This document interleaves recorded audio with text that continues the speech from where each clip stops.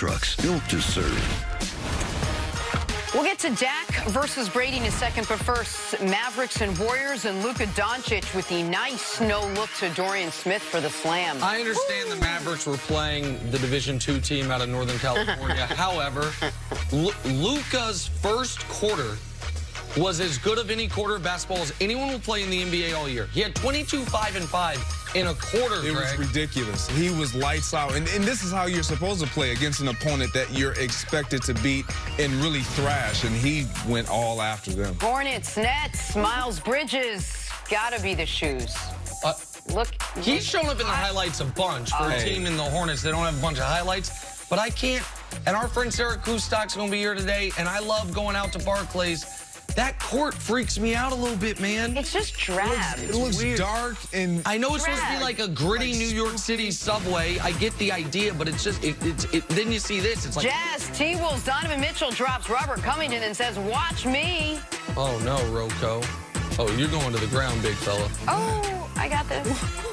I would like to say he got helped down, but he didn't. Hey, mark this down. Robert Covington, future Golden State Warrior. When they trade D'Angelo Russell to Minnesota, Robert Covington will be part of the package coming back. That is a multi-layered prediction. Just set it aside.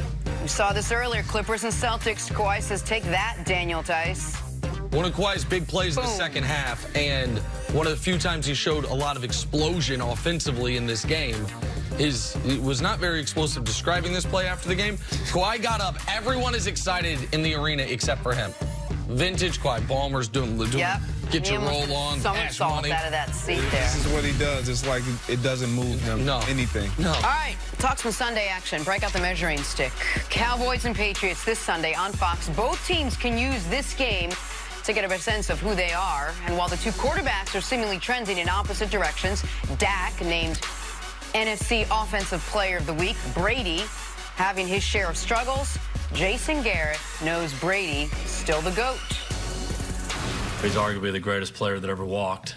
You think about his level of excellence over the last 20 years. I don't think it's comparable to anybody. The impact he's had on teams, obviously how they've won different ways, how they've won with different people. I think his greatest trait is his mental toughness. It seems regardless of what circumstance he's in, he always finds a way to be his best and get the job done and help the guys around him to get their job done. And he and Coach Belichick are an unbelievable combination, the best that ever walked in this league.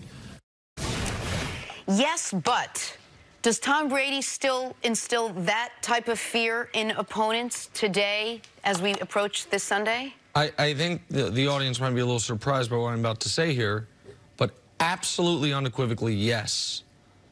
Teams should still fear Brady. I know he's been bad this year. It's the worst year he's had in at least 15 years, maybe the worst year since his rookie season. And the numbers are ugly, and they're particularly ugly when they're not only compared to his career, but to his contemporaries in the league right now. Because what a 90 passer rating in 2019 is very different than a 90 passer rating in 2009 or in 2004 because of the passing revolution. And the biggest weakness for the New England Patriots right now is their passing attack and is the lack of high-potency offense. But this is where, and I've said many times, just because you're the GOAT doesn't mean you're the GOAT every single year. Just because you're the greatest ever doesn't mean you are the greatest currently. But this is where you do get that greatest of all time extra credit, at least to me. When I'm watching the Patriots, if I bet against the Patriots, if I'm rooting against the Patriots, no matter how poorly Brady has played, if they are on the field down less than a score, it's terrifying because you have nothing but memories of this guy for 20 years coming through in those moments. So and Jason Garrett's got to be afraid of this game for a lot of reasons. One is for his own job security part of it. But where I can look at the numbers and fairly analyze Brady the way he's fairly analyzing himself. He and the passing offense have been substandard all year long, whether that's offensive line, receivers, quarterback, player, all of the above, Greg, and it probably is all of the above. Everyone owns a little bit in this team not having more punch in their offense. But still, he's on a short list of quarterbacks that if it's a 4-point game, in the fourth quarter with 5 minutes left? Who do you not want to have the ball?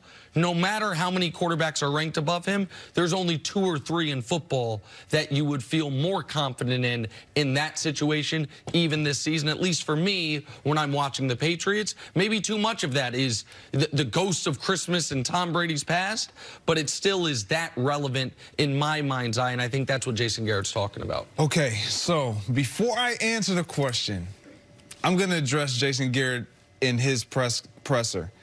I've always hated when coaches lather on and massage your opponent. I get it, you're going to pay them respect, but come on. Like, we all know how great Tom Brady is. For his guys to hear him say all these things about Tom Brady, it's like, look, coach, you're not saying that to us. You can say he's great, he's been great, he and Belichick have done some special things, and just move on from there. You don't have to keep listing everything. I don't like when coaches do that. I just had to share that. Now, to answer your question, no. No, I agree with everything you said. But the reason why Tom Brady shouldn't put fear in anyone is because of the pieces that he lacks around him. The lack of playmakers that he has.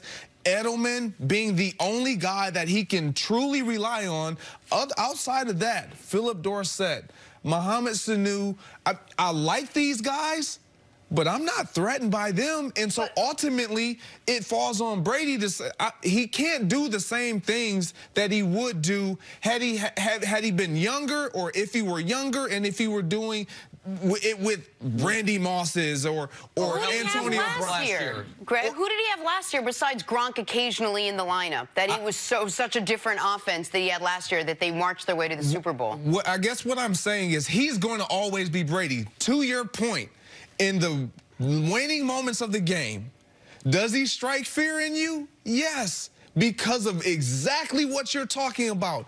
Historically, we replay every game-winning drive, or the one that has haunted us the most, about Tom Brady. And that's what we don't want to happen and don't want to see in that moment. So, yes, you're going to be on the sideline standing as a player like, anxious. Okay, here he goes again. Come on, defense, stop him, because you know what he's capable of. But without the supporting guys, he can't do it the way he once did. It's the opposite feeling that you get if your team's playing Phillip Rivers, where you're like, well, we might be okay because he might just give it to us. And so no matter what the history says there.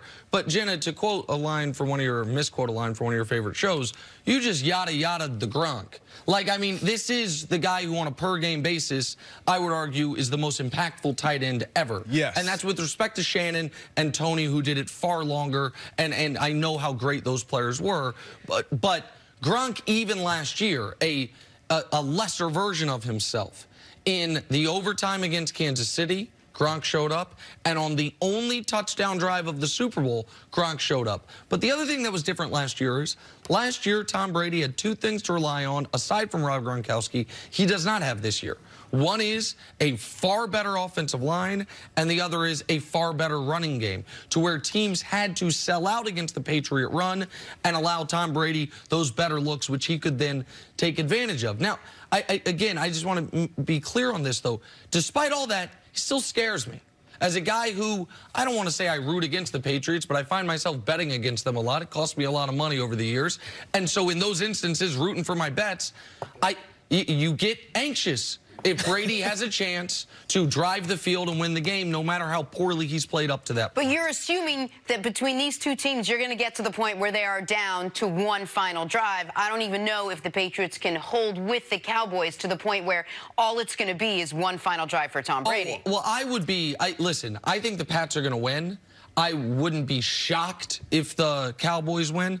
I would be shocked if the Cowboys blow them out.